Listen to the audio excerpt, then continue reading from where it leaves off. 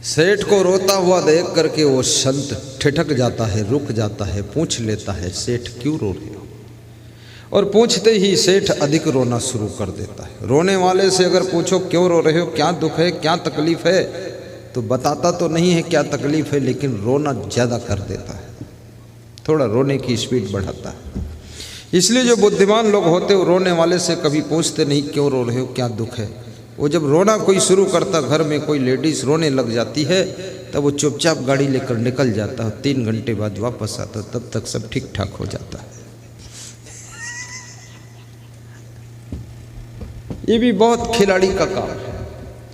तुम अपनी पत्नी से पूछोगे क्या दुख है, क्या हुआ है, किसी ने कुछ कहा है कि कोई डांटा है कि मायके से कुछ खबर आई है, कुछ नहीं बोले करेगी।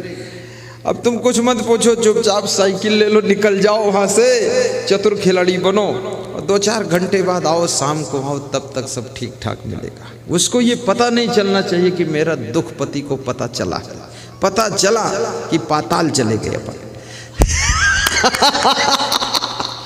बिल्कुल चतुर सीखो।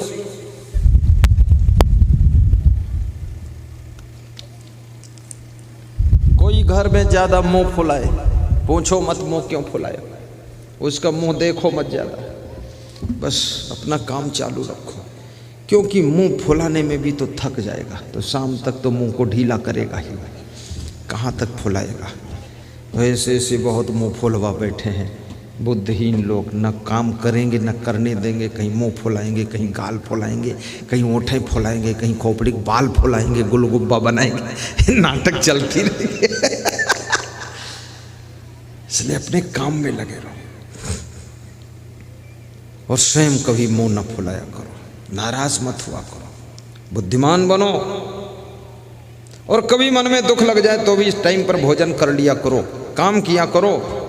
थोड़ी थोड़ी समस्या तो सबके जीवन में रहती ही है, और किसी ने तुमको कुछ कह भी दिया हो तो सह लिया करो, और कुछ ना मिला हो सामान अपने को तो थोड़ा संतोष कर लिया करो, क्योंकि संतोष पूर्ण समाधान है, और सहनशीलता पूर्ण तपस्या है, और धैर्य बिगड़े हुए कार्यों को बनाने की बहुत बड़ी चाबी है। और हिम्मत, सब कुछ तहस नहस हो चुका है, लेकिन सब कुछ पुनः निर्माण करने का एक ताकत है तुम्हारे पास में, हिम्मत होना चाहिए।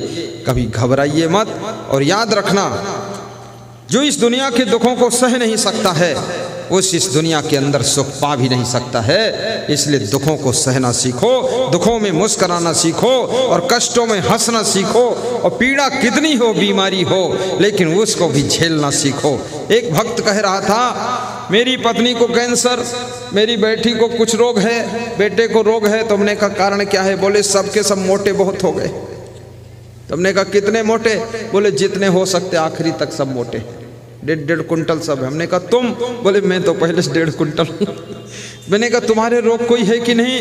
तो बोले हमारे तो इतने रोग हैं कि जांच ही नहीं कराया हूँ, क्योंकि 19 फुर्सत नहीं है। पत्नी की जांच चल रही है, बेटे की जांच चल रही है, बेटे की जांच चल रही है तो हमारे अंदर भी रोग। और याद रखना जब पेट बढ़ने लग जाए, पेट निकलने लग जाए, तो चिंता का विषय खड़ा हो चुका है, क्योंकि पेट ने सूचना दे दिया है कि मैं तो निकल रहा हूं पर बीमारी अंदर कर रहा हूं, मैं तो बाहर हो गया। इसलिए थोड़ा कम भी खाओ, तेज चलो, पैदल चलो, पानी ज्यादा पियो, पेट को बढ़ने मत दो। महिलाओं के लिए बहुत सावधानी की जरूरत है, क्योंकि इनका काम सब मशीनों ने छीन लिया है।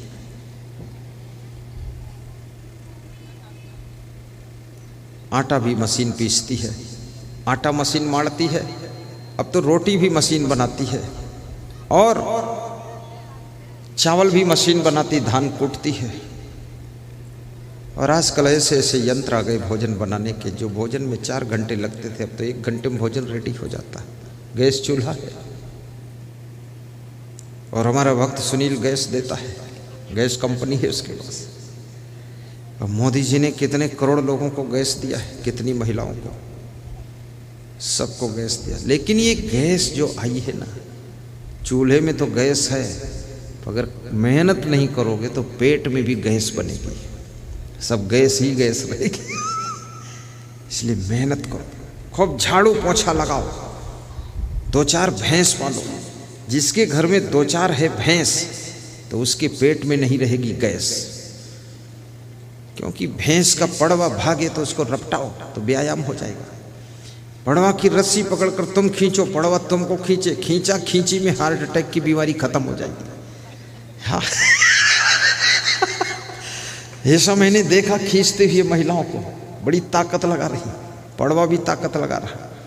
और पड़वा को क्या पता कि तुम इस स्त्री का हार्ट ठीक कर रहे हो, खींच रहे हो।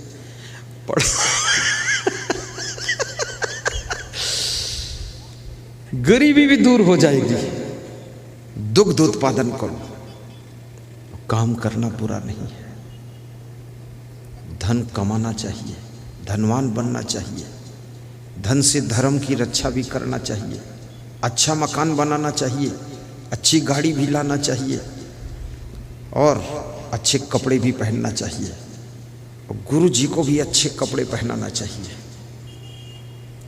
राजस्थान का एक भक्त बजरंग लाल बोहरा कह रहा था कि इंडिया में जो सबसे अच्छा कपड़ा मिलता है वो आपके लिए खरीद कर भेजा था मैंने कहा अभी तक पहुंचा नहीं, तो पता लगाया जिसके द्वारा भेजा था उसी ने पाजामा कुर्ता बना के पहन लिया।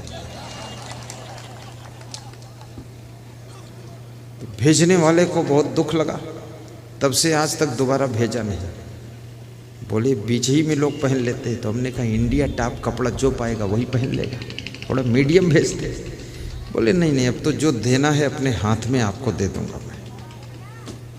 बोले मैं ऐसा अच्छा कपड़ा आपको पहनाना चाहता था गुरुदेव कि मेरा गुरु भी अच्छा दिखे, थोड़ा कपड़ा ठीक पहने। कोई सामान जिसके लिए जो भेजा जाए उसी को देना चाहिए, बीच में गायब नहीं करना चाहिए, इससे बहुत पाप लगता है, भेजने वाले की श्रद्धा को दुख लगता है। घर के अंदर पंखे, एयर कंडीशन सब लगाइए। मैं तरीका सिखा दूंगा, कमरे में जाने से पहले एसी चला दीजिए आधा घंटा पहले, कमरा ठंडा हो जाए, और जब जाइए तो बिल्कुल एसी बंद कर दीजिए, हल्का पंखा चलाइए, रात भर सोइए, क्योंकि हर समय एसी चलाने से बहुत बीमारी आती है। पहले चला दिया, ठंडा हो गया, एसी लगाओ जरूर, कूलर भी लगाओ, पंखा भी लगाओ, लाइट भी लगाओ, जितनी भौतिक सुविधाएं हैं ये भी प्राप्त करो। कमंगड़नाथ मत रहो, उल्लुल जुल्लुल घर मत बनाओ, गब्बड़ सब्बड़ लब्बड़ झब्बड़ नहीं, बिल्कुल टॉप का ऐसे बनना चाहिए, बिल्कुल राजमहल ताजमहल। तुम भी राजा हो। इस प्रजातंत्र शासन में, लोकतंत्र शासन में हर व्यक्ति राजा है, महाराजा है, हर व्यक्ति सम्राट है। जितना मेहनत करो, जितना कमाओ, उतनी उन्नति करो, अच्छे मकान बनाकर रहो। और राजा महाराजाओं का एक जमाना था कि उनके तो किला बनते थे, तुम्हारे घर कबाड़ा रहते थे, लेकिन अब तुम सब राजा हो, सभी महाराजा हो। खूब मेहनत करो, उन्नति करो, बीड़ी सिगरेट गांजा चरस तंबाकू अफीम मत खाओ पियो, पैसे को फिजूल मत खर्च करो, दारू भी मत पियो, उसमें भी पैसा मत खर्च करो, ना तो जुआ खेलो। जो भी पैसा कमाओ उससे मकान बनाओ, पैसा कमाओ, गुरुदेव को बुलाओ, प्रवचन कराओ, जैसे तनहा वाले करवा रहे। और पैसा कमाओ, अच्छी गाड़ी रखो, पैसा कमाओ, अपनी पत्नी को भी अच्छे कपड़े पहनाओ। ये भी सोचे कोई पति धुरंधर मिला है, ठीक ठाक कपड़े पहनाया। फटी साड़ी पहने पत्नी घूम रही है, तुम फटी अंडरवियर पहने घूम रहे हो, पत्नी तुम्हारी अंडरवियर फटी देखती तो उसको दया आती है, क्या करूं, आधी साड़ी फाड़ के अंडरवियर बनवा दूं क्या। और जब तुम अपनी पत्नी की साड़ी देखते हो तो कहते तेरी साड़ी के लिए दुखी हूं कि मेरी अंडरवियर भी फटी। ये सब क्या फटीचर बने घूम रहे तुम। साफ सुथरा कपड़ा होना चाहिए, एकदम अच्छी रजाई भी ओढ़िए। और मैं सबको अमीर देखना चाहता हूं, गरीब नहीं देखना चाहता, इसलिए मैं धनवान बनने के लिए भी कहता हूं। और याद रखना, धनवान बनने के साथ साथ बुद्धिमान भी बनो, विवेकवान भी बनो, चरित्रवान भी बनो। क्योंकि धन से केवल सुविधा मिल सकती है, सामान मिल सकता है, लेकिन धन से सुख शांति नहीं मिल सकती है। जब तुम चरित्रवान बनोगे तो दुनिया में तुम्हारा सम्मान होगा, और जब तुम गुणवान बनोगे तो संसार में तुम्हारा आदर बढ़ेगा, और जब तुम अपने आप को महान बनाओगे तो दुनिया में सबके दिलों में तुम्हारा स्थान होगा, दिलों में स्थान होगा। इसलिए महान भी बनो। काम, क्रोध, लोभ, मोह, ईर्ष्या, द्वेष के चक्कर में भी मत पड़ो। किसी से ईर्ष्या करने से अपनी उम्र कम हो जाती है, द्वेष करने से अपनी शांति कम हो जाती है, नफरत करने से अपना सुख कम हो जाता है, क्रोध करने से अपनी बुद्धि कम हो जाती है, काम वासना में अधिक फंसने से तेजहीन हो जाता है मनुष्य, उसका नाम डूबता है, मान सम्मान खत्म होता है। लोभ में फंस जाने से मनुष्य की क्रेडिट खराब होती है, मार्केट बिगड़ती है, और अहंकार करने से कोई तुमको स्वीकार नहीं करता है। मोह करने से तुम धृतराष्ट्र बन जाते हो, मोह में अंधे होकर गलत फैसले लेते हो। इसलिए किसी का मोह भी मत करो, निर्मोही बनकर, प्रेमी बनकर अपने जीवन को